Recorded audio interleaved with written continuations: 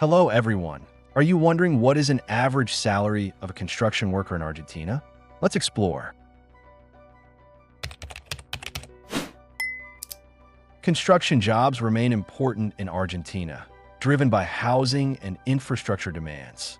The average annual gross salary for a construction worker in Argentina is around $7,200, which comes down to about $600 per month. After taxes, the annual salary is roughly $6,500 or around $540 per month. Salaries differ regionally, with workers in Buenos Aires typically earning more compared to smaller cities or rural areas. Experience greatly affects pay. New workers usually earn around $450 monthly, while experienced and specialized workers can earn more than $800 per month. Having vocational training can also boost pay.